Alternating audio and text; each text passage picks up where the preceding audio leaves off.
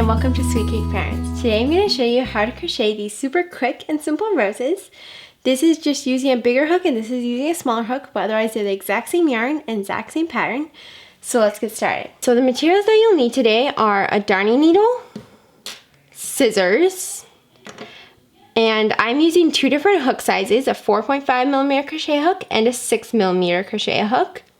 And you'll need your yarn. Now I'm using Swiss worsted weight in the color Frosting and Blossom Heather today. And these are both number 4 worsted weight yarns. And I'm using the bigger hook to make a bigger rose and the smaller hook to make a smaller rose, which is part of my pattern on how to make a rosette that I put on to bunnies and all kinds of things that I make. And so first I'm going to show you how to make this dark pink rose, and then I will show you at the end of the video how to put these two roses together. So to make the dark pink rose, I'm going to pull the yarn strand and make a slip knot. So wrap your yarn around your finger twice. You're going to take the back strand of yarn and pull it to the front. And now you're going to take the new back strand and pull it over over your finger and down, and then tighten. And now I'm going to chain 8. So to chain, you're going to yarn over and pull through that loop on your hook, and you're going to do that 8 times. So 2, 3, 4, 5, 6, 7, and 8. And now I'm going to single crochet in the second chain from hook and in each stitch across. So your loop on your hook does not count as a chain. You're going to skip the first chain and go into the second chain from hook. You're going to insert, yarn over, pull through, yarn over, pull through 2, and you're going to do that in each of the stitches across. So I'll continue to do that, and you should end up with a total of 7 stitches. And then now once I'm done with this, I'll show you row number 2, which is where we make our petals. So now that I'm done with row number 1, I'm going to chain 1 and turn. I'm going to now slip stitch in the first single crochet from hook. I'm going to chain 1, and now I'm going to double crochet 3 into that first single crochet that we are still working in. So to double crochet, you're going to yarn over, insert, yarn over, pull through, yarn over, pull through 2, and yarn over, pull through 2. And you're going to do that in the next, or 4 times. So 3 and 4. Now I'm going to chain 1 and slip stitch in that same stitch. Now in the next 2 stitches, you're going to do exactly what you did here. So you're going to slip stitch, you're going to slip stitch, chain 1, double crochet 4, 1, 1, 2, 3, and 4. You're going to chain 1 and slip stitch, and I'm going to do that one more time just real quick on camera. So you're going to slip stitch, chain 1, double crochet 4, 1, now 2, 3, and 4, chain 1 and slip stitch. Now in the next 2 stitches, you're going to repeat what I'm going to show you next. So slip stitch,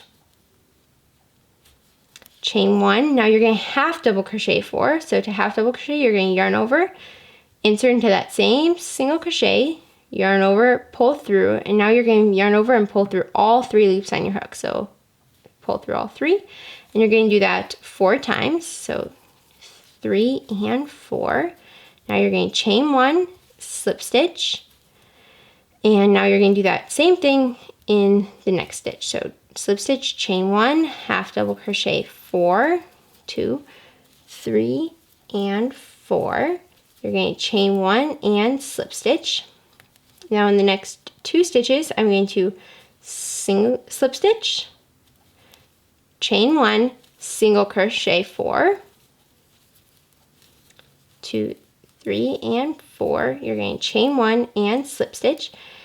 And the reason that we make the petal smaller, and I'm going to do that in the last stitch too, so slip stitch,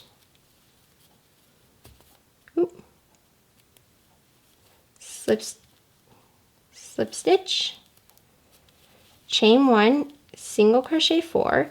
And now the reason that we make the petals smaller as we go is because we're going to wrap from the single crochets out to the double crochets, so it looks more like a realistic petal or flower or rose.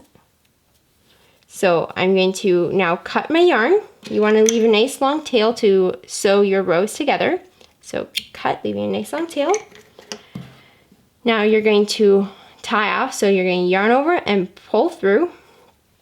Pull up on your yarn, and now you're going to take the short tail and just, I like to do a knot or however you like to weave in that one. I'm going to cut. And now I'm going to show you how I like to sew these roses together.